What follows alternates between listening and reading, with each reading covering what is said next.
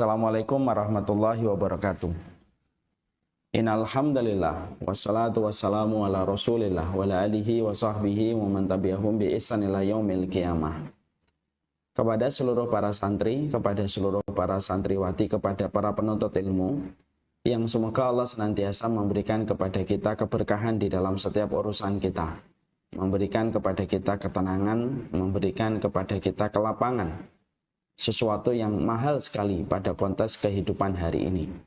Banyak orang tiba-tiba menjadi kaya, banyak orang yang roda ekonominya berputar, asalnya tidak punya, lalu hari ini berlimpah hartanya. Tetapi yang sulit hari ini bukanlah kekayaan. Banyak orang yang mereka mendapatkan material dan finansial yang begitu berlimpah. Yang mahal hari ini adalah mendapatkan ketenangan. Karena yang kaya belum tentu tenang pada jalan hidupnya. Yang paling mahal hari ini adalah kelapangan. Karena belum tentu setiap orang walaupun mereka memiliki studi, belajarnya tinggi sampai S3. Tapi belum tentu mereka mendapatkan kelapangan dalam hidupnya. Dan belum tentu setiap orang itu mendapatkan berkah dalam setiap kehidupan. Ketika apa yang dijumpai dan apa yang didapatkan justru semakin menyengsarakan dan semakin menyempitkan hatinya dan hidupnya. Inilah yang menjadikan kita semakin mengerti. Mari kita memohon kepada Allah, semoga Allah lapangkan hati kita, Allah tenangkan hati kita, dan semoga Allah memberikan kepada kita keberkahan supaya kita terselamatkan dari berbagai macam problematika kejiwaan dan psikis yang menyebabkan orang bisa terperosok kepada depresi dan jatuh kepada frustasi. Kita selalu harus mengingat apa yang disabdakan oleh Rasulullah SAW. Tidak akan terjadi hari kiamat sampai orang itu bercita-cita untuk mati menyusul teman dan sahabatnya yang telah meninggal dunia. Karena beratnya setiap problematika yang dihadapi manusia pada saat itu. Semoga kita tetap diberikan oleh Allah harapan, optimisme dalam setiap perjalanan kehidupan kita. Semoga kita tidak pernah putus asa terhadap seluruh pertolongan yang Allah janjikan dalam kehidupan kita yang yakin kepadanya. Dan semoga senantiasa kita mendapatkan psikologi dan kejiwaan yang sehat di dalam perjalanan kehidupan kita. Dan itulah yang menjadi harapan kita, dan semoga Allah memberikan kepada kita apa yang kita cita-citakan untuk mendapatkan afiat dan ketenangan secara kejiwaan dan psikis. Alhamdulillah, tentunya senantiasa kita bersyukur kepada Allah. Syukur itu simpel. Syukur itu salah satu varian di antara makna yang mencakup arti kesyukuran itu adalah bagaimana kita menghadirkan kembali arti bahagia pada apa yang kita miliki dan apa yang sudah kita peroleh. Kadang-kadang di balik baju yang sudah kita beli, di balik motor yang sudah kita dapatkan, di balik mobil yang sudah kita miliki, menjadikan kita tidak lagi menempatkan itu sebagai kenikmatan. Karena pikiran kita tertuju pada barang-barang lain yang belum kita miliki. Yang akhirnya kita secara tidak sadar mendefinisikan nikmat itu hanya pada barang dan kondisi yang belum kita peroleh. Kita akan berkata, saya akan nikmat itu kalau saya mendapatkan barang ini dan barang itu. Saya akan nikmat itu ketika saya mendapatkan itu dan mendapatkan ini.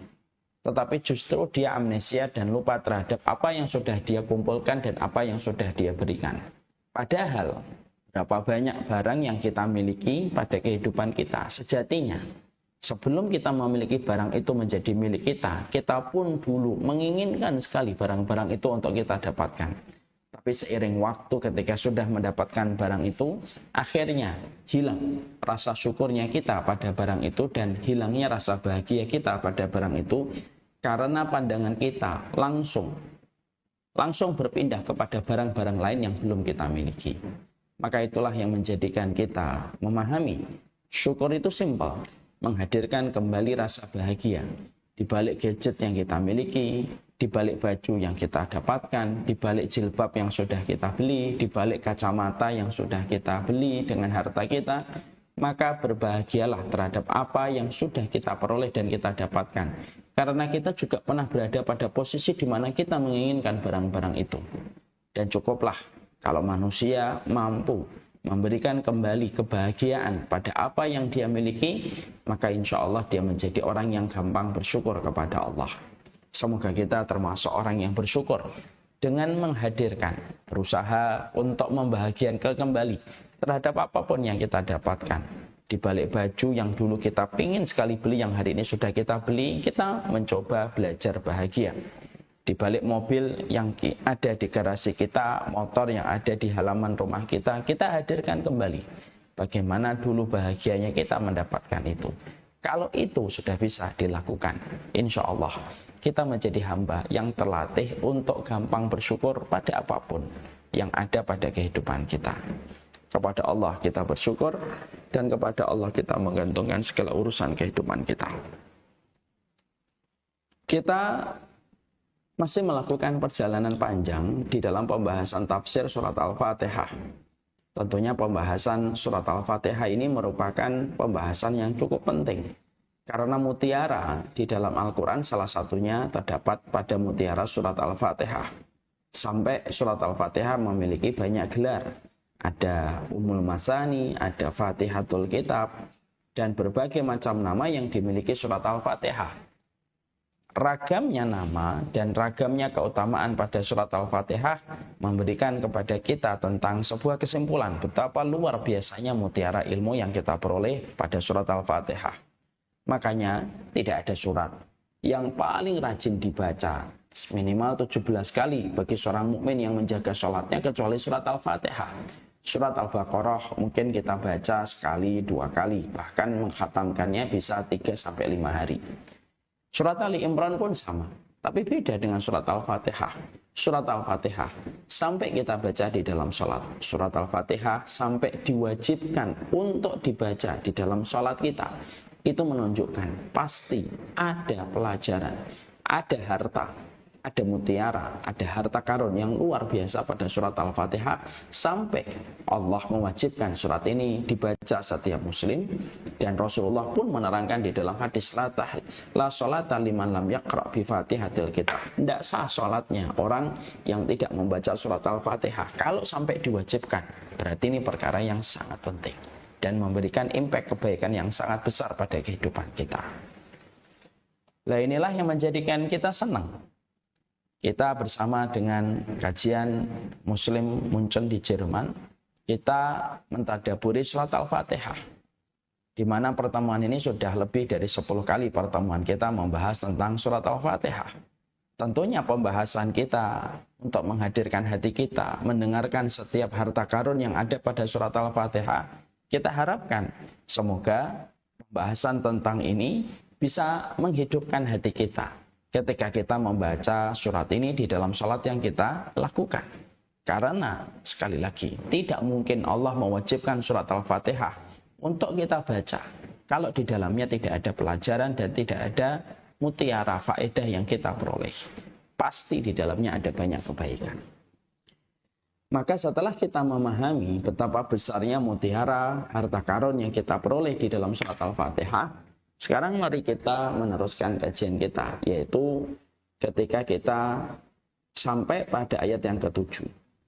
Ayat yang ke-7 dari ayat yang pertama, Bismillahirrahmanirrahim, Alhamdulillahirabbil alamin, Arrahmanirrahim, Maliki yaumiddin, Iyyaka na'budu wa iyyaka nasta'in, ihdinas siratal mustaqim, siratal ladzina an'amta 'alaihim ghairil maghdubi 'alaihim waladdallin. Kita membahas ayat yang ke-7. Ayat yang ke-7 adalah berkaitan pada ayat yang ke-6, ihdinas siratal mustaqim. Berikanlah kami petunjuk jalan yang lurus. Siratal ladzina an'amta 'alaihim ghairil maghdubi 'alaihim waladdallin. Yaitu adalah jalan orang yang diberikan nikmat dari para nabi dan para rasul, dan bukan jalan mereka yang dimurkai dan bukan jalan mereka yang tersesat. Kaum yang dimurkai itu adalah Yahudi, kaum yang tersesat itu adalah kaum Nasara. Sekarang mari kita bahas ayat ini. Tentunya ayat ini menerangkan kepada kita, ayat yang ke-7 ini menjadi penjelasan pada ayat yang ke-6. Ketika kita memohon kepada Allah di dalam satu doa, ihdinas siratal mustaqim. Maka siratal mustaqim itu dijelaskan sifatnya pada ayat yang ke-7, siratal ladzina an'amta alaihim, yaitu diterangkan pada ayat yang ke-7, yaitu jalan yang lurus itu merupakan jalan, yaitu adalah jalan yang mereka mendapatkan kenikmatan dari Allah. Maka sebelum kita membahas panjang lebar, pertanyaan kita, siapa mereka yang diberikan nikmat oleh Allah? Kan kita harus paham, yaitu jalan orang yang diberikan nikmat oleh Allah. Ya siratal ladzina an'amta alaihim, yaitu jalan dari mereka yang kau berikan nikmat. Sekarang siapa yang diberikan nikmat oleh Allah? Maka kita tidak dibiarkan oleh Allah untuk berpikir sendiri, tidak dibiarkan oleh Allah mengambil kesimpulan. Karena kalau kita misalnya tidak dijelaskan siapa mereka yang mendapatkan kenikmatan, maka setiap orang pasti punya kesimpulan sendiri-sendiri. Ada yang mengatakan orang yang diberikan nikmat oleh Allah, mereka yang memiliki fisik yang menawan, tinggi, putih, menawan, lalu dia sombong dengan fisiknya. Ada yang mengatakan dan menjawab orang yang diberikan harta. Ada yang mengatakan orang yang diberikan nikmat, orang yang memiliki jabatan. Ada yang menjawab orang yang diberikan nikmat adalah mereka yang menjadi presiden, menjadi menteri, atau menjadi pebisnis, atau menjadi miliarder.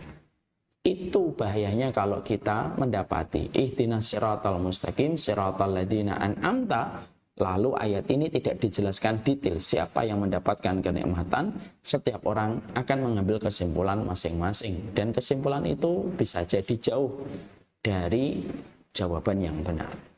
Makanya ayat ini dijelaskan oleh ayat yang lain. Karena salah satu ayat itu, kalau kita mendapati dalam tafsir itu kita akan menjumpai dan kita mendapatkan ayat itu dijelaskan ayat yang lain. Jadi fungsinya satu ayat itu menjelaskan ayat yang lain. Makanya surat Al-Fatihah ayat yang ke-7 ketika kita membaca siratal ladzina an'amta alaihim, maka sesungguhnya ayat ini bergandengan dengan penjelasan yang disampaikan oleh Allah Subhanahu wa taala di dalam surat An-Nisa ayat 69. Allah menyampaikan pada surat An-Nisa 69, "Wa may yuti'illaha war rasula fa ulaika ma'al ladzina an'ama Allah 'alaihim minan nabiyyin was-siddiqin wasyuhada was-salihin wa hasuna ulaika rafiqa." Allah itu mengatakan barang siapa mereka yang taat kepada Allah, taat kepada Rasul, maka mereka adalah orang yang diberikan nikmat oleh Allah. Siapa orang yang diberikan nikmat oleh Allah? Mereka bersama dengan orang yang diberikan nikmat oleh Allah. Siapa itu? Minan nabiyyin, dari para nabi. Jadi nabi itu mereka mendapatkan kenikmatan, walaupun sebagian besar para nabi dalam kondisi miskin. Wasiddiqin, orang yang jujur dalam iman. Artinya ketika menjalani iman itu ya jujur, tidak pernah berdusta, tidak pernah khianat terhadap iman mereka kepada Allah dan kepada para utusan Allah. Siddiqin namanya. Para sahabat itu termasuk siddiqin. Yang ketiga, wasyuhada, orang yang mati syahid. Itu adalah mereka yang betul-betul mendapatkan nikmat. Apa kenikmatan dari orang yang mati syahid? Gimana nggak nikmat orang yang mati syahid? Orang yang mati syahid tidak merasakan sakaratul maut. Bahkan mereka sebagaimana digigit semut ketika mereka melewati sakaratul maut. Makanya orang yang mati syahid ingin hidup kembali. Bukan karena apa yang ada di dunia. Karena mereka sudah mendapatkan surga.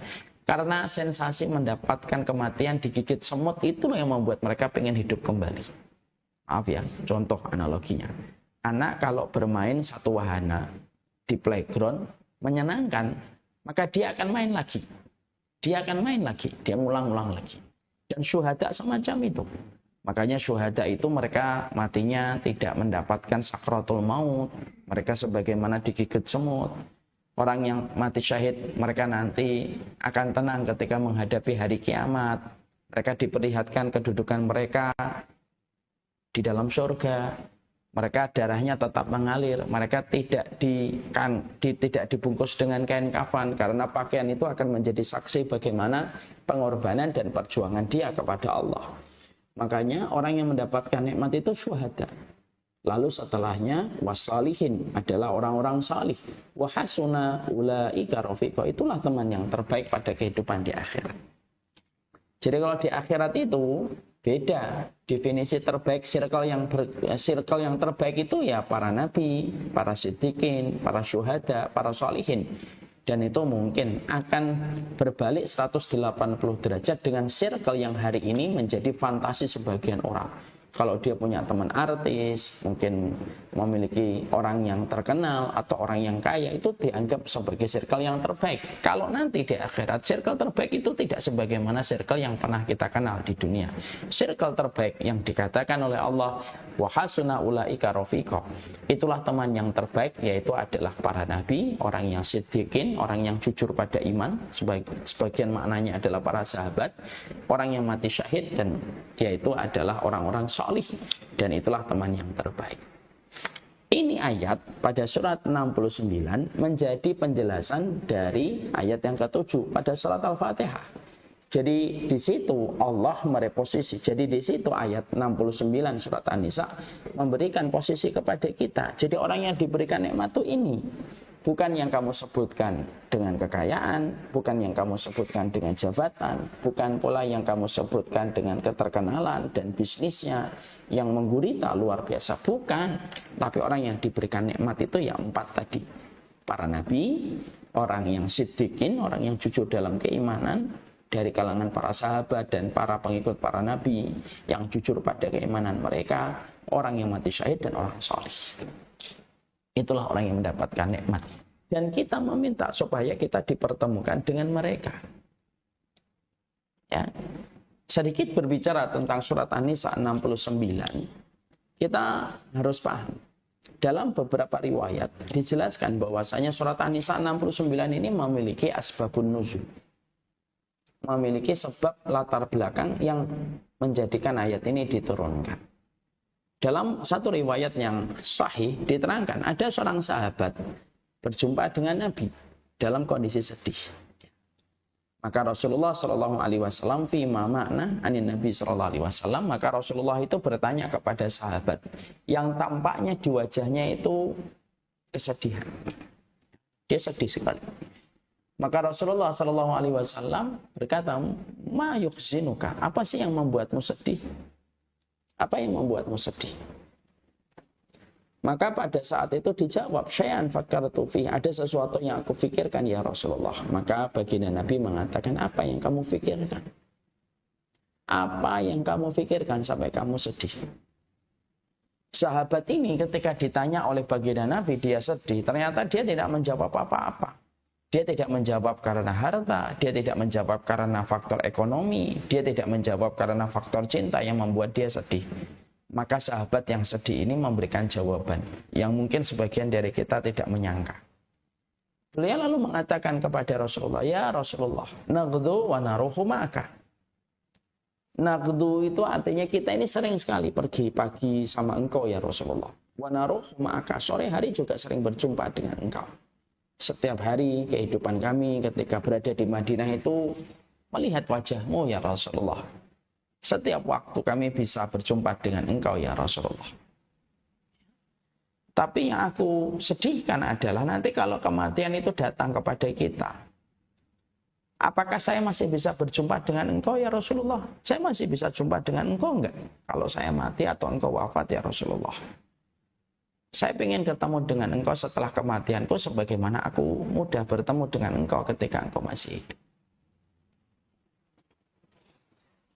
Perkataan Arab Badui ini kepada Rasulullah Shallallahu Alaihi Wasallam maka membuat Rasulullah terdiam. Ketika Arab Badui mengatakan masih bisa ketemu engkau enggak? Ya Rasulullah, nanti ketika kami setelah kematian itu datang kepada kami. Rasulullah terdiam.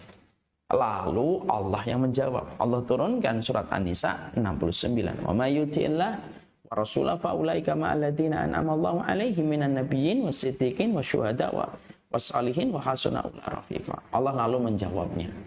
Rasulullah membacakan orang yang taat sama Allah dan Rasulnya, mereka akan bersama dengan para nabi, mereka akan bersama dengan para siddiqin yang jujur dalam keimanan, mereka bersama dengan para syuhada, mereka bersama dengan orang solih, dan itulah teman yang terbaik. Jawaban itu melegakan hati sahabat tersebut.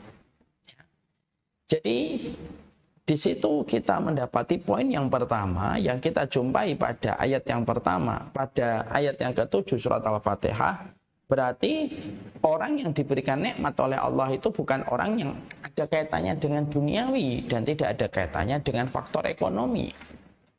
Tapi orang yang diberikan nikmat oleh Allah itu ya orang-orang yang jujur dalam keimanan. Ya. Maka itu dijelaskan oleh Allah di dalam surat An-Nisa 69. Dan itulah sejatinya definisi yang benar. Itulah definisi yang benar. Jadi ketika kita membaca ayat yang ke-7 pada waktu kita sholat, yang kita bayangkan para nabi dan para rasul yang kita minta kepada Allah supaya jalannya mereka itu ya dikasih kepada kita. Jalannya orang yang siddiqin, jalannya orang solih dalam kehidupan itu kayak apa, itu jalan itu yang dikasihkan ke kita juga gitu. Supaya kita mendapatkan kecipratan dari jalan-jalan mereka. Dan itulah arti sebuah kenikmatan. Makanya dari sinilah kita paham. Jadi kalau saya, bapak dan ibu, kok hidupnya sesuai dengan Rasulullah, sesuai dengan orang yang solih. Apapun kata dunia, mungkin tidak menerima kita. Tapi kalau jalan kita sesuai dengan para nabi, jalan kita sesuai dengan para syuhada, jalan kita sesuai dengan orang-orang solih, berarti kita dapat nikmat. Walaupun kita tidak boleh menyombongkan diri, tapi siapapun yang memirip-miripkan hidupnya dengan kehidupan para nabi, memirip-miripkan kehidupannya dengan orang yang mati syahid, orang siddiqin, dan orang-orang solih, itu orang yang sejatinya dapat nikmat dari Allah. Jadi poin yang pertama sudah memberikan kepada kita, ayo lepaskan belenggu ekonomi, belenggu duniawi yang terus menjadi standar kemuliaan di mata kita selama ini. Jadi standar mulia itu tidak ada hubungannya dengan faktor dunia, tidak ada hubungannya dengan faktor harta. Dan janganlah kita menjadi orang yang cepat kagum sama hartanya orang. Karena nggak ada keistimewaan pada hartanya orang sampai dia taat kepada Allah dan Rasulnya. Ya, kalau kata bapak saya dulu, kata ibu saya, jadi wong tuh ya jogumunan. Jadi orang itu ya jangan cepat heran, cepat kagum sama dunianya orang tuh enggak usah. Karena ayat yang pertama ngasih tahu kepada kita, nikmat itu ya ketika hidupmu mirip dengan Rasulullah. Ini poin yang pertama.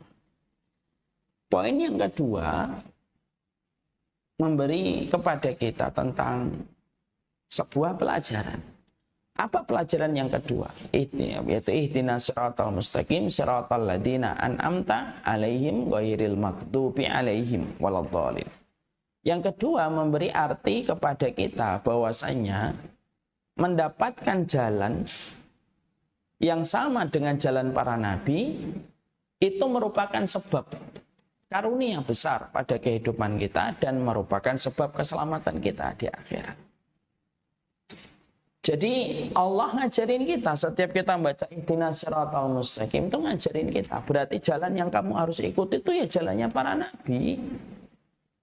Bukan apa yang sedang viral, bukan apa yang sedang trending, bukan apa yang sedang digandrungi oleh masyarakat yang banyak. Bukan. Tapi sebab nikmat karunia pada kehidupan kita dan keselamatan kita itu ya kalau kita ngikutin jalannya para nabi dan para rasul. Dan kita betul-betul mampu selamat dari berbagai macam kesesatan-kesesatan yang ada pada kehidupan. Karena ternyata mengikuti jalan nabi itu juga nggak gampang. Karena memang setan itu akan senantiasa berupaya bagaimana mereka memirip-miripkan jalan setan itu dengan jalan dari mereka yang diberikan nikmat. Supaya manusia tertipu, menyangka mereka berjalan di atas jalan kebenaran, tapi mereka tidak berjalan di atas kebenaran. Dan jalan-jalan kesesatan itu banyaknya luar biasa yang dibuat oleh setan ketika berkolaborasi dengan wali-walinya dari kalangan manusia. Ya. Mana dalil Ustaz? Mana buktinya kalau setan itu tidak membiarkan manusia melewati jalan mereka yang mendapatkan karunia untuk kita dapatkan pada kehidupan itu dengan gampang?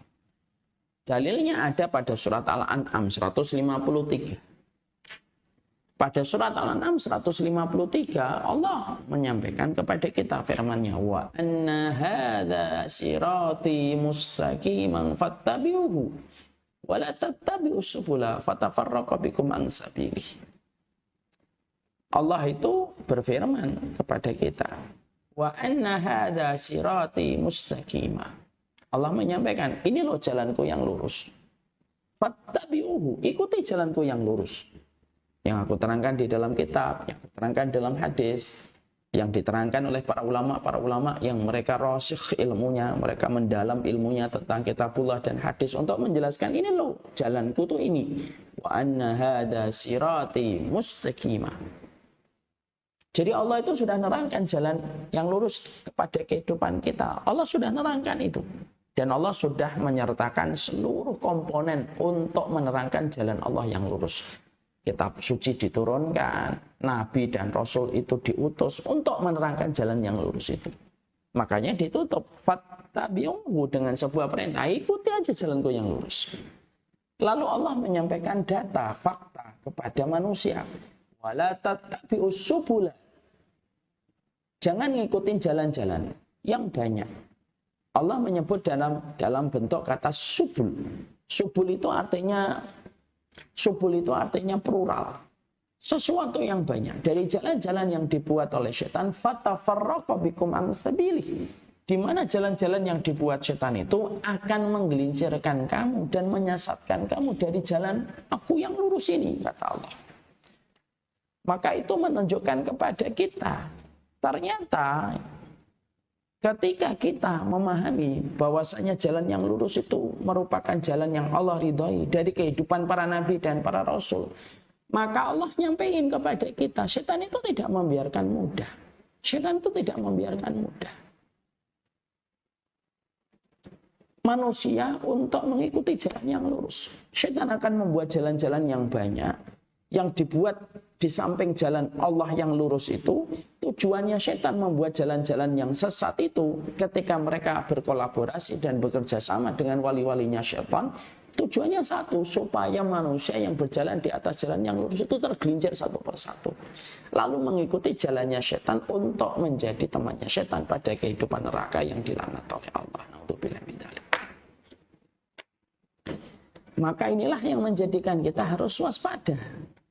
Jadi waspadanya kita pada kehidupan iman kita itu bukan hanya waspada ketika kita perhatian kepada dosa-dosa besar yang dilakukan oleh dosa fisik kayak minum khamar, kayak zina. Tapi kewaspadaan kita ketika mendapati keterangan dalam surat Al-An'am 153 yaitu waspada terhadap kesesatan yang ditimbulkan dari satu pemikiran yang bernama syubhat. Yaitu adalah samar-samar. Dari perkara samar-samar itu ingin untuk mencabut manusia dari jalan Allah yang lurus. Supaya manusia itu menyangka dia berada di atas jalan yang benar. Tapi dia ternyata berada di atas jalan yang salah. Dan itu memang luar biasa besar. Dan itu kesesatannya banyak. Makanya kita mendapati pada waktu Rasulullah SAW meninggal dunia ada syubhat. Bahkan kebatilan. Ada nabi palsu yang bernama Musailamah al-Kadzdzab. Lalu dengan propaganda yang dia miliki, dia mengaku sebagai nabi palsu. Dan yang mengikuti Musailamah al-Kadzdzab itu tidak satu orang, dua orang, ribuan orang. Dan mereka memberikan loyalitas tingkat tinggi kepada Musailamah al-Kadzdzab. Padahal itu nabi palsu. Nabi palsu diyakini sebagai seorang nabi. Dan para pengikut Musailamah al-Kadzdzab ini itu sampai betul-betul mereka rela mengorbankan apapun untuk membela keyakinan sesat mereka ketika mereka meyakini Musailamah al-Kadzdzab. Makanya ada peperangan Yamamah, nanti coba dicek. Perang Yamamah itu peperangan antara para sahabat yang masih setia beriman kepada Rasulullah sebagai penutup para nabi dan para rasul di bawah kekuasaan dan kekhilafahan Abu Bakar radhiyallahu anhu, menghadapi para pembelot atau menghadapi para pengikut nabi palsu yang bernama Musailamah al-Kadzdzab di satu tempat yang bernama Yamamah dengan peperangan yang sangat sengit. Membunuh Musailamah al-Kadzdzab nanti adalah yang membunuhnya itu adalah Wahsy yang pernah membunuh Hamzah bin Abdul Muthalib radhiyallahu anhu. Ini sudah menjadi salah satu bukti. Loh, kesesatan itu memang nyata gitu. Bahkan pada zaman Abu Bakar radhiyallahu anhu, ada orang-orang yang mereka itu tersesat. Mereka betul-betul yakin bahwasanya Musailamah al-Kadzdzab itu datang untuk menggantikan posisi Rasulullah. Untuk meneruskan posisi Rasulullah. Dia seorang nabi, dia seorang rasul. Dan mereka memberikan loyalitas sampai tetesan darah mereka untuk membela Musailamah al-Kadzdzab dalam peperangan yang terjadi antara pasukan Islam di bawah kepemimpinan Abu Bakar dengan Musailamah al-Kadzdzab. Itu pada zaman 1400 tahun yang lalu. Itu sudah nampak betul kesesatan demi kesesatan itu sudah mulai ada sepeninggal Rasulullah SAW. Apalagi kalau kita tarik pada zaman hari ini, kesesatan itu luar biasa. Saking begitu pekatnya, para ulama menerangkan saking begitu pekatnya kesesatan itu sampai begitu gelap. Dan itu sebagaimana yang sudah diprediksikan oleh Nabi, duhai kamu itu gelap. Sampai kamu itu sulit untuk mengenali yang benar itu kayak apa, yang salah itu apa.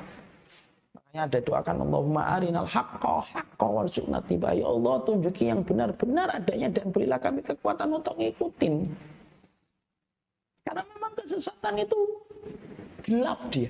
Menyelimuti orang yang terkena kesesatan itu kegelapan. Sampai dia tidak tahu itu. Apa yang dilakukan itu merupakan sebuah kesesatan yang sejatinya kita ini harus waspada terhadap kesesatan. Bukan hanya kita waspada terhadap zina, khamr, riba semata, tapi hatta kepada kesesatan itu.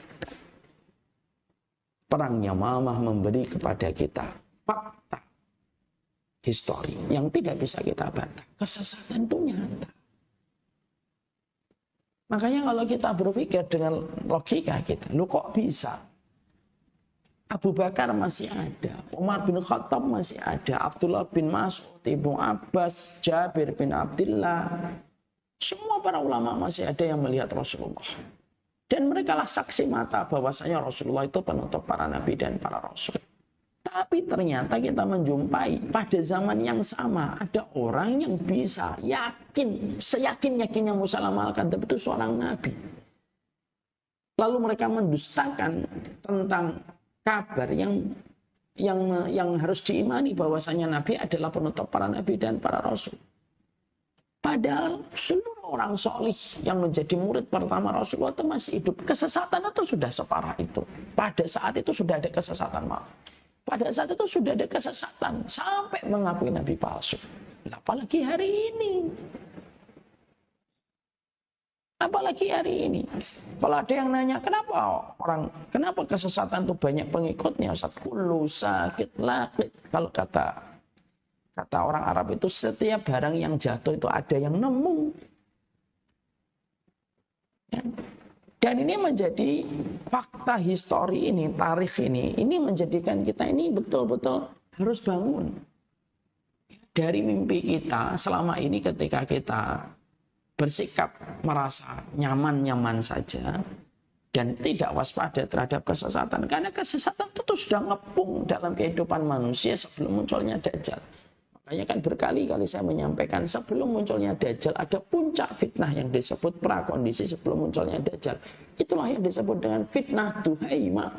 Penyebutan kata Duhaima itu apa? Awan yang gelap menyelimuti sampai akhirnya manusia itu berada dalam kegelapan.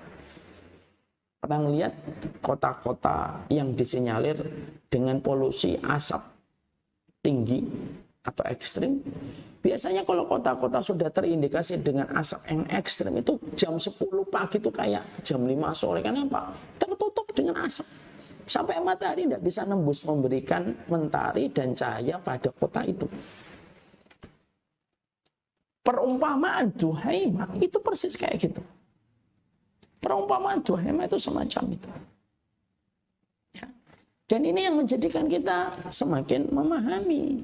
Ketika kita membaca ihdinas siratal mustaqim siratal ladzina an'amta 'alaihim. Ini betul-betul karena kita hajatkan, betul-betul kita memang perlukan, memang betul-betul kita sangat memerlukan ini. Supaya jalan yang kita ikuti jalannya para nabi. Bukan jalan yang dibangun setan yang diterangkan oleh Allah pada surat Al-An'am ayat yang kelima 153 yang tadi kita baca wa anna hadza sirati mustaqiman fattabi'u wa la tattabi'us subula fatafarraqu bikum an sabili. Ini keterangan surat Al-An'am 153 dan keterangan yang tadi kita pelajari bukan menjadikan kita ketakutan, enggak. Kita enggak boleh ngasih ketakutan sama orang. Tapi memberi kewaspadaan. Waspada itu kan wajib. Takut secara berlebihan enggak boleh, tapi waspada itu wajib. Orang naik motor kalau nggak waspada itu ya nabrak dia. Ya. Dan ketika menyampaikan ini sifatnya adalah memberikan kepada kita tentang kondisi yang harus kita sikapi dengan baik. Supaya kita mengambil persiapan. Ketika kita memahami bagaimana realita ayat yang ketujuh pada surat Al-Fatihah itu betul-betul real kita butuhkan pada kehidupan kita. Kita tuh harusnya dapat jalannya para nabi. Kalau kita hidupnya nggak sesuai dengan kehidupan para nabi, nggak sesuai dengan kehidupan siddiqin, syuhada, dan salih, berarti kita nggak dapat nikmat. Kalau nggak dapat nikmat di dunia, berarti nggak selamat di akhirat. Karena selamatnya di akhirat itu tergantung nikmat yang kita dapatkan di dunia versinya Allah. Lah versinya Allah itu apa? Ya sudah, kehidupanmu sebagaimana kehidupan para nabiku. Ikuti mereka jalan itu. Makanya Rasulullah Shallallahu Alaihi Wasallam itu berulang-ulang menyampaikan kepada kita supaya umatnya itu betul-betul waspada terhadap berbagai macam kesesatan yang begitu banyak. Makanya kita menjumpai banyak sekali kabar, banyak sekali riwayat yang datang dari baginda Nabi Shallallahu Alaihi Wasallam, di mana dalam setiap riwayat yang disampaikan oleh Rasulullah Shallallahu Alaihi Wasallam itu adalah membangun supaya kita itu waspada. Rasulullah Shallallahu Alaihi Wasallam menyampaikan dalam satu riwayat dari Abu Dawud bahwasanya Rasulullah Shallallahu Alaihi Wasallam mengatakan orang Yahudi terpecah menjadi 72 ahlul kitab dari Yahudi dan Nasara itu terpecah menjadi 72 firqah, menjadi 72 kelompok. Umat itu nanti akan terpecah menjadi 73 kelompok. 72 di antara kelompok itu 72 masuk neraka, yang masuk surga itu hanya satu. Dan disebutkan oleh Rasulullah itu adalah al-jamaah, yaitu adalah yang sesuai dengan kebenaran yang diusung oleh Rasulullah. Itu kan Nabi jelas mengatakan kepada kita supaya kita ini betul-betul harus memahami kewaspadaan tentang sebuah kesesatan. Harus waspada. Jadi detektor kita tentang kewaspadaan dari berbagai macam kesesatan itu harus hidup. Karena hidupnya detektor tentang kewaspadaan itu yang akan menjadikan kita ini mendapatkan karunia dan akan mendapatkan jalan keselamatan. Kita mendapati bagaimana Rasulullah Shallallahu Alaihi Wasallam sudah menyampaikan kepada kita bahwasanya nanti ada manusia di antara umatku, sembari dia berbaring, lalu dia berkata kepada setiap manusia, jangan katakan kepada kami kecuali adalah Al-Quran. Lalu Rasulullah menanggapi dan memberikan jawaban, sesungguhnya apa yang aku katakan itu adalah perkataan Allah. Ini Rasulullah sudah menyampaikan kepada kita supaya waspada terhadap sebuah pemikiran orang yang hanya mengambil referensi dari Al-Quran tapi tidak mau mengambil dari hadis. Ini tentang kewaspadaan yang dibangun oleh Nabi. Diajarkan Nabi kepada umatnya tentang sebuah gerakan ingkarus sunnah atau Qur'aniyun, hanya menggunakan Quran tetapi tidak memakai hadis. Nabi juga mengatakan kepada kita bahwasanya ada di antara umatnya Rasulullah yang bacaan Qur'annya kita tidak bisa menandinginya, salatnya tidak bisa menandinginya. Tapi ternyata mereka membunuh ahlul kiblah dan membiarkan orang-orang kafir. Mereka itu adalah orang Khawarij. Nabi juga menyampaikan tentang itu. Jadi kita menjumpai bahwasanya Nabi menyampaikan kepada kita tentang riwayat-riwayat supaya setiap manusia itu waspada terhadap kesesatan-kesesatan yang ada pada kehidupan. Karena orang yang sesat itu belum tentu jahat. Yang sesat itu belum tentu jahat. Bedakan antara mereka yang sesat, mempropagandakan kesesatan, dengan maling. Kalau maling itu jelas jahat, dia mengambil harta yang kita upayakan dengan susah payah. Bedakan maling bedakan orang yang sesat dengan begal. Karena begal itu kasar dan mereka rela membunuh siapapun yang menghalangi rencana mereka. Sesat itu terkadang mereka datang dalam kondisi biasa. bahkan mereka tidak berbuat jahat, tapi apa yang mereka katakan, propaganda yang mereka sampaikan itu tujuannya satu, menarik manusia dari jalan yang benar supaya manusia terperosok kepada jalan kesesatan yang disponsori kesesatan itu oleh setan, supaya manusia tidak berjalan di atas jalannya Allah Subhanahu wa taala. Dan ini yang menjadikan kita semakin tahu kita ini sangat butuh surat Al-Fatihah, terutama pada ayat yang ke-7. Shiratal ladzina an'amta 'alaihim ghairil maghdubi 'alaihim waladdallin. Maka kesesatan itu nyata. Makanya kita menjumpai dan kita mendapati pada waktu Ali bin Abi Thalib. Ali bin Abi Thalib dibunuh siapa? Abdurrahman bin Muljam. Abdurrahman bin Muljam yang membunuh Ali bin Abi Thalib. Abdurrahman bin Muljam ini adalah orang yang ketika pada zaman Umar bin Khattab dikenal sebagai orang salih, orang yang paham Al-Quran, bahkan disebut dengan mukri.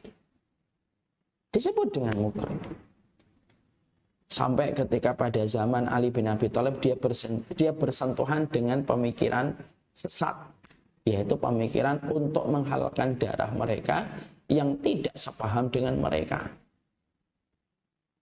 Akhirnya mereka membentuk koalisi, sebuah tim untuk membunuh Ali bin Abi Thalib, untuk membunuh Muawiyah, untuk membunuh Abu Musa al-Asy'ari, dan termasuk salah satunya Ali bin Abi Thalib. Yang ditugaskan membunuh Ali bin Abi Thalib adalah Abdurrahman. Dibunuh Abdurrahman bin Muljam. Dibunuh itu Umar bin Khattab. Dan ketika Abdurrahman bin Muljam membunuh Ali bin Abi Thalib, dia tidak ada penyesalan sedikit pun. Itulah bahayanya kesesatan. Dia tidak pernah menyesal ketika membunuh Ali bin Abi Thalib. Bahkan ketika diberitahukan kepadanya bahwasanya Ali, menantunya Rasulullah, suami dari Fatimah, di mana mertuanya adalah pemimpin penduduk surga, istrinya adalah penduduk surga, dua putranya yaitu Hasan dan Husain sebagai dua penghulu pemuda di surga, itu ternyata meninggal dunia, dia tidak menyesal sedikit pun, maka malah dia justru banyak berzikir kepada Allah. Dia malah banyak berzikir kepada Allah. Lalu dia menyangka perbuatan itu adalah perbuatan yang benar. Ketika dia baru saja membunuh orang yang mulia yang telah dicintai oleh Rasulullah, tetapi dia tidak pernah merasa bersalah. Loh, fenomena itu ada juga. Fenomena pada zaman Abu Bakar, ada orang yang tidak mau bayar zakat karena merasa bahwasanya zakat hanya dibayarkan kepada Rasulullah. Lalu ketika Rasulullah meninggal dunia, tidak lagi mereka mau membayar zakat karena syubhat mereka akhirnya mengingkari salah satu perintah primer di dalam rukun Islam. Mereka tidak mau membayar zakat. Sampai akhirnya diperangi oleh Abu Bakar sebagai khalifah, pemimpin tertinggi umat Islam pada saat itu. Itu semuanya, ini fakta, histori, tarikh, itu sudah memberitahukan kepada kita. Kesesatan itu betul-betul nyata. Apalagi kalau kita menggunakan akal, menggunakan dalilul akal, menggunakan akal kita. Apalagi 1400 tahun setelah mereka. Setelah terbunuhnya Musailamah al-Kadzdzab, setelah matinya Abdurrahman bin Muljam, setelah diperanginya pembangkang yang tidak mau membayar zakat. Bahkan juga setelah gerakan yang mengkultuskan Ali sampai mereka menganggap Ali adalah Tuhan, itu sampai 1400 tahun berikutnya. Apakah kita menyangka kondisinya membaik? Tidak ada lagi kesesatan, ya semakin banyak. Makanya kan hari ini berita yang sering kita jumpai dan kita dapatkan adalah sesuatu yang sering membuat kita terkaget-kaget. Ya. Ada madhab inilah, ada madhab itulah, perempuan ditaruh di depan lah.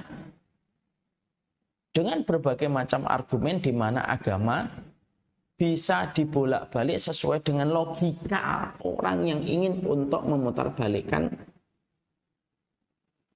keterangan qat'i yang sudah ada di dalam agama. Ya. Makanya inilah yang kita harus selalu waspada. Pada poin yang kedua ini, tentunya kita memang betul-betul ingin sekali untuk menyadarkan diri kita. Kita ini sadar, yang kita hadapi itu bukan hanya perzinahan, bukan hanya homo, tapi kesesatan. Yang lebih parah dari homo itu apa? Orang yang memakai dalil agama untuk membenarkan homo, itu yang lebih parah, karena itu kesesatan. Yang lebih parah dari zina itu apa? Orang yang mencari dalil bahwasanya zina itu tidak apa-apa. Dan itu kan sudah ada orang-orang yang semacam itu. Bukankah kita pernah melihat di televisi media nasional gitu, ada orang yang memberikan satu ayat pada surat An-Nur sebagai pembela dan pembenar perilaku homo itu tidak apa-apa, karena memang sudah ada di dalam Al-Quran dan disebutkan pada surat An-Nur. Bukankah kita pernah dikagetkan tentang sebuah definisi zina itu kalau dilakukan dengan ridho itu tidak bisa disebut zina. Itu semuanya ada. Dan itu merupakan upaya strategis yang dilakukan oleh setan dari kalangan jin ketika berkolaborasi dengan setan dari kalangan manusia. Dari setan dari kalangan manusia. Untuk membuat perkataan-perkataan yang indah, tetapi di balik perkataan-perkataan yang indah itu hanya untuk menyesatkan manusia dari jalan Allah yang lurus. Ya. Dan itu yang dilakukan itu. Makanya surat Al-An'am 153 sekarang ditambah surat Al-An'am 112. Ketika tadi surat Al-An'am 153 mengatakan ketika Allah menerangkan wa anna hadza sirati mustaqiman fattabi'uhu wa la tattabi'us subula fatafarraqa bikum an sabili, menerangkan tentang jalan Allah yang lurus. Jalan setan itu banyak yang dibuat oleh setan di samping jalan Allah yang lurus dengan berbagai macam pemandangan yang sangat indah terhadap jalan yang dibuat oleh setan, dikasih berbagai macam keterangan dan narasi yang indah supaya itu menyangka itu jalan kebenaran. Tapi itu jalannya setan untuk menggelincirkan manusia dari jalan Allah yang lurus. Ini 153 surat Al-An'am. Sekarang kita pindah surat Al-An'am 112. Pada surat Al-An'am 112 itu mempertegas keterangan-keterangan ini. Makanya Allah menyampaikan pada surat Al-An'am 112, wa kadzalika ja'alna likulli nabiyyin aduwan syayatinal insi wal jinni yuhi ba'dhum ila ba'din zuhrufal qawli ghurura. Allah lalu menyampaikan kepada kita, kami jadikan setiap para nabi itu punya musuh. Ya. Jadi Allah itu memang sudah men-setting terbaik. Memang para nabi itu punya musuh. Ya. Musuhnya itu siapa? Wa kadzalika ja'alna likulli nabiyyin aduwwan syayatinal insi wal jinni, yaitu setan dari kalangan jin dan kalangan manusia. Yang mereka berkolaborasi ketika dikatakan yuhi ba'dhum ila ba'din zuhrufal qawli ghurura.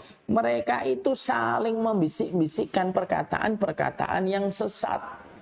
Ya, perkataan mereka itu saling membisikkan perkataan-perkataan yang indah untuk menyesatkan manusia. Jadi kesesatan itu kalau kita belajar pada surat Al-An'am 112, jadi setelah diterangkan itu jalan-jalan yang dibuat oleh setan, lah Allah lalu menerangkan pada ayat yang ke-112.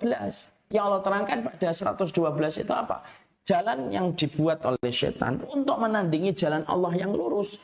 Maka setan itu berkolaborasi dengan manusia. Caranya gimana? Yuhi ba'duhum ila ba'din zuhrufal qawli ghurura.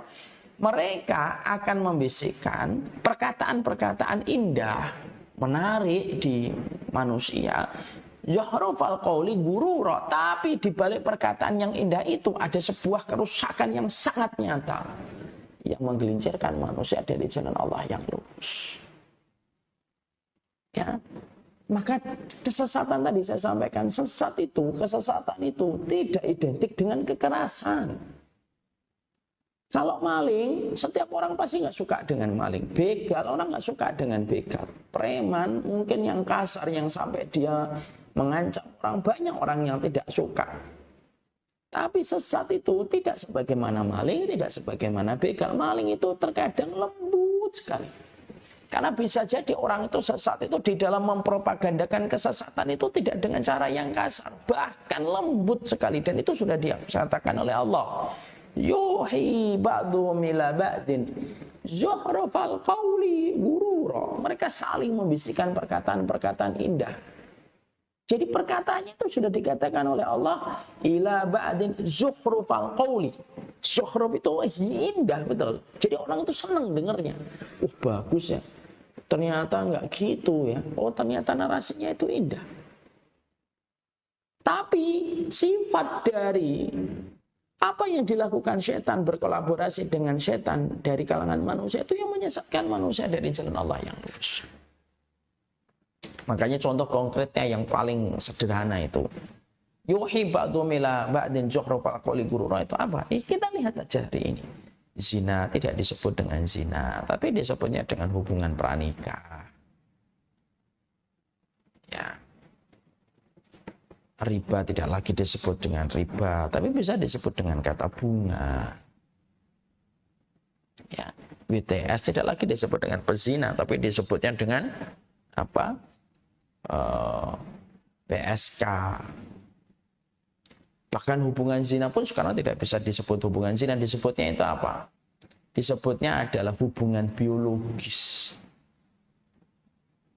Intinya sama itu. Intinya adalah membuat definisi kebenaran itu samar menjadi kabur dan menjadikan perbuatan-perbuatan yang buruk tampaknya indah. Persis kayak fenomena makanan. Fenomena makanan hari ini itu kan sama dengan kaitannya erat dengan ayat yang tadi baru kita baca surat Al-An'am 112. Makanan itu banyak makanan yang tampaknya lezat sekali, tapi justru di balik makanan yang lezat itu gurihnya, manisnya, itu justru merusak badan kita. Pengawetnya, pemanisnya, racun-racun di dalamnya, banyak betul. Tapi kalau dilihat indah, dimakan lezat, impact-nya nggak langsung, nanti pelan-pelan impact-nya baru kemana.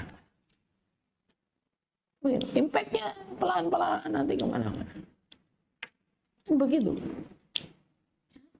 Jadi orang-orang yang mereka tidak pernah memikirkan kesehatan manusia, yang mereka pikirkan itu hanya profit dan keuntungan, mereka buat produk-produk makanan, minuman yang penting enak.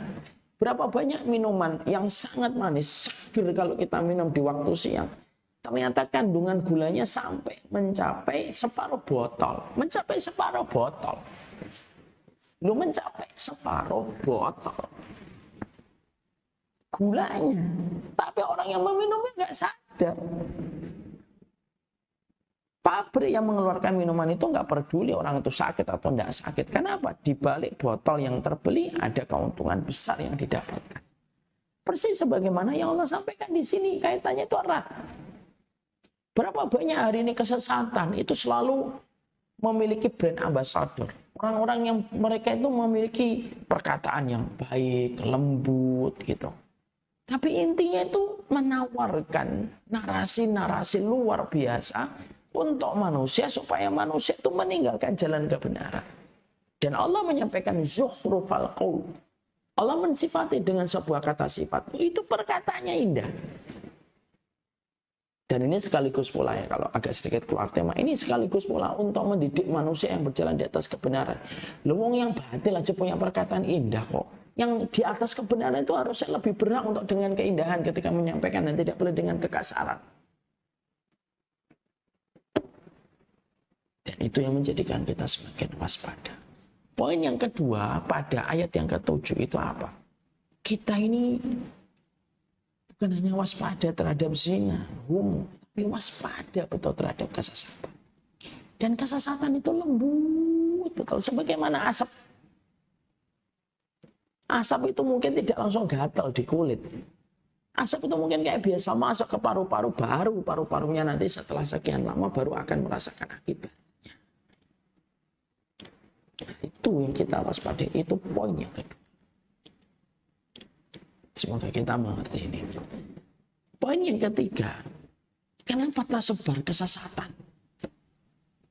Kenapa kesesatan tersebar kemana-mana, itu penyebabnya apa?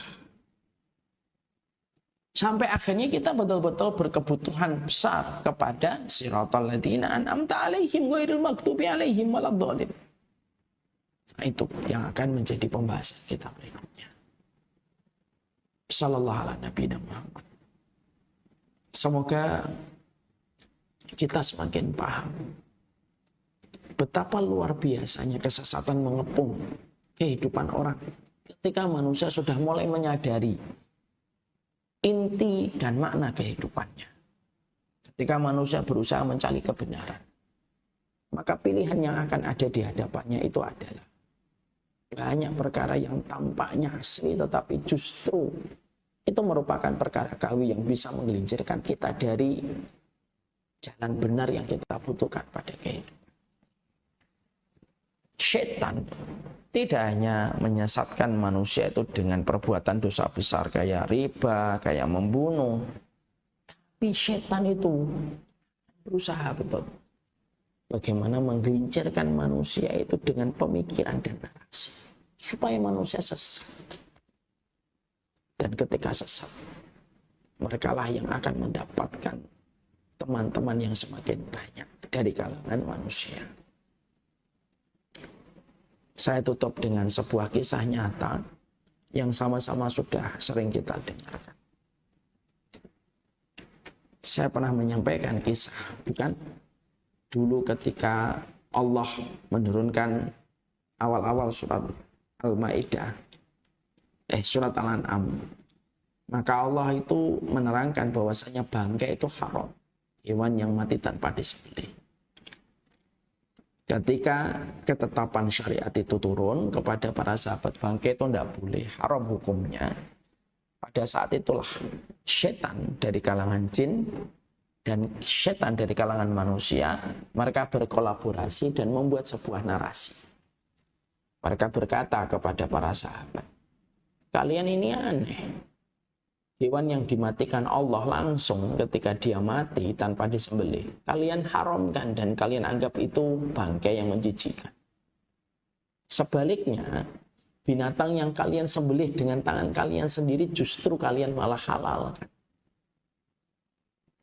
Lalu sejak kapan kedudukan tangan itu lebih mulia daripada apa yang Allah perbuat ketika mematikan setiap makhluk dari hewan-hewan itu? Hampir aja para sahabat itu mereka membenarkan kembali untuk menghalalkan kembali bangkai. Karena memang bangkai kan yang mematikannya Allah. Sampai Allah turunkan salah satu ayat pada surat Al-An'am. Ini menunjukkan kepada kita, pada zaman Nabi, Quran masih turun.